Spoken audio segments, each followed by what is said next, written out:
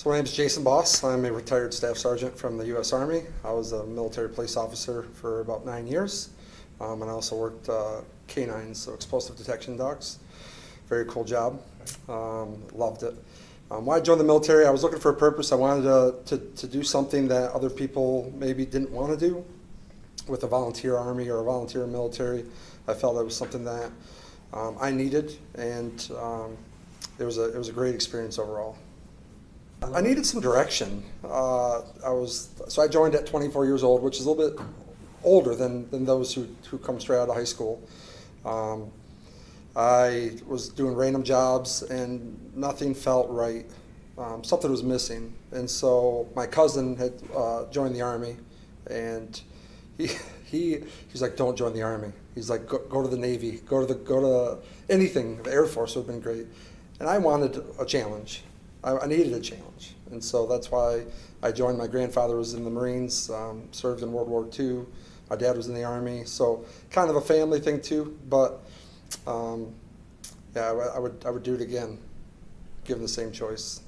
So each MOS or mission or military occupational specialty works a little differently. So sometimes you'll go to boot camp at one station, one military station, or you may do it together. So with an MP, we went to Fort Leonard Wood, Missouri, which is pretty much in the middle of nowhere, and we were there for 18 weeks.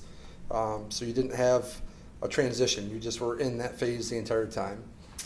As a big man and a little bit older than most that were there, the drill sergeants made me an example, because they figured that if they could verbally scare me, everyone else would obey as well. So they went after the bigger guys. Obviously at 24, I bit my tongue, kept my mouth shut, because I didn't want to be made an example of. And I think that probably helped a lot of people that was there with me, just because of the fact that they said, "Hey, well, this big guy's not going to do anything, then we're going to be kind of quiet too." But it changed everything about me, still to this day, where I probably would run my mouth a little bit prior to serving. It gave me some discipline that I needed, and some direction, some like purpose in life. And I wanted to be a police officer, so that's why I went for the military police. I wanted to be that law and order person, and it was a great time overall. I lost 50 pounds from the start to finish, so I think I lost more weight than anyone else. I was, again, a big guy, but long legs, so I could run really well. I think serving overseas. I served overseas for 3 years. I spent 2 years in Korea, South Korea, out by the DMZ. As a military police officer. It was a great experience. I got to work with other cultures, experience different things, travel. So it was definitely a great experience. The other year I served in Iraq with my explosive detection canine, searching for IEDs, explosives on the roadways. So we would, me and my canine would go and search the road prior to vehicles and troops moving up the road to make sure that they were safe. So that's what I did for a year, was search roadways, search buildings, looking for weapons, all kinds of stuff. So yeah, the hardest part about being in the military, I mean, there's multiple things that are difficult, but growing up in a small town here in Michigan, being away from friends and family, being overseas was challenging. Just the time difference, and you get 30 days of leave per year, but 30 days, that's a month. So you're basically gone. So it'd be very difficult having a family, so a wife and kids, that would be really challenging. A lot of other things. Military life is a little bit different than civilian life. Military life, there's consequences, again, in both, but people's lives could be put in jeopardy in the military. So if you don't act accordingly to the situation, someone could get hurt or killed because of those actions. Now, that could happen here, but not at Davenport University. You didn't show up to work, okay, no big deal. No one's life's in danger or jeopardy because of that. So, but yeah, a lot of different challenges, just adapting to a new environment. You move around a lot, so every 2 years or so I would move around to a different station, different base, new people. So that was definitely a challenge. Being told to eat, sleep, go to work daily. That was a big challenge, for me. All right. There's a time and place for everything, but again, if you don't do what you're responsible to do, someone could get hurt. You could fail. The mission could fail because of one thing. Where in higher education, once again, if I didn't show up for work or if I just didn't do what I was supposed to do that day, could it affect enrollment? Sure, it could affect our enrollment for one day, but I mean, someone could get hurt. We could, the mission could not be successful. I mean, so there's a lot of key differences, things that could really hinder the performance of the unit. I was a non-traditional student, so I can speak from that perspective. Coming into the classroom, I was one who was very authoritative and very direct and blunt. So if people were talking in the classroom, I'm like, be respectful to the teacher.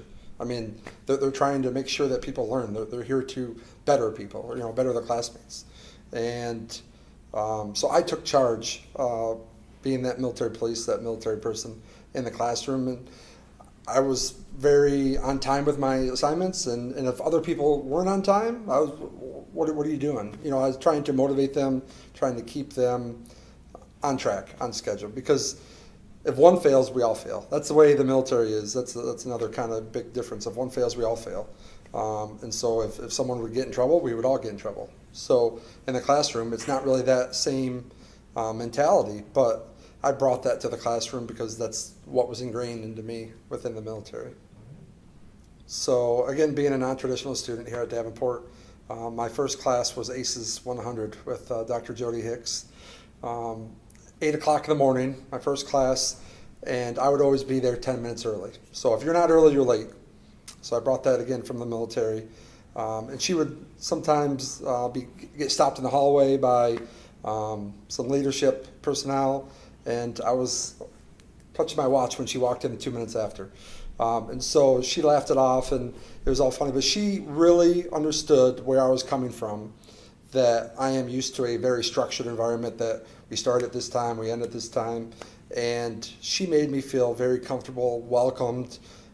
She allowed me to be kind of in charge of some scenarios where I could be helpful to motivate students, to make sure that we're all being successful. So if someone was struggling, she would go to me and say, Jason, can you help this student out? And it made me feel really comfortable, and it was a great starting class to make me successful in the college environment. I didn't think I was going to go to school, honestly. I chose Davenport because I had some family members who attended here, but also it's a smaller school. I knew I'd get more one-on-one interaction with faculty, and so I've taken 44 classes here, both for my undergrad and my graduate program, and all instructors are really understanding to my experiences, because they always ask, has anyone served in the military in the classroom? Some people aren't really fond of being identified, and you don't have to identify. I always identified because I felt comfortable doing so.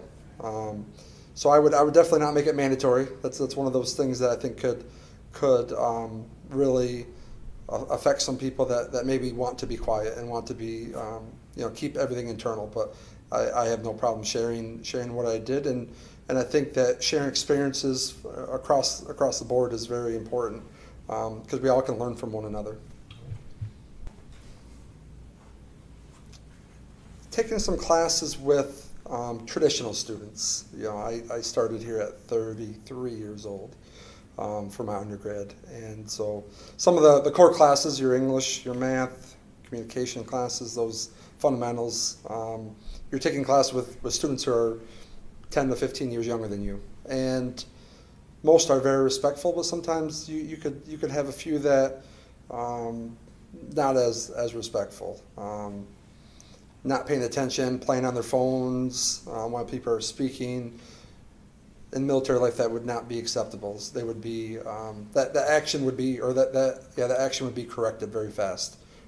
So again, biting my tongue, but then maybe pulling them aside after the fact, saying, hey, you shouldn't do that. You're here. You're paying good money. You're here to learn, and be respectful of the instructors. So that's the only negative experience, and most were understanding. Most students, I did it multiple times because, again, there's a different culture between myself, upbringing that I had versus someone 10 to 15 years younger than me. So, but overall, it was a positive difference after the fact.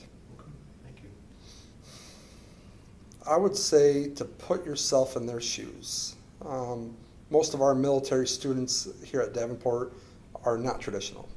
They're non-traditional students. They could be anywhere from 22 to 62. And again, the ones that identify that are comfortable doing so, I think they should be respected. No difference than anyone else deserves that same respect. So just putting yourself in their shoes, and I definitely don't feel that we need to be coddled. The military population doesn't need to be coddled and have their hand held, but just understood and listened to, because they did a great service to their country and to the people here within the U.S. So I really just feel that maybe some extra time or extra consideration should be to given to those who need it.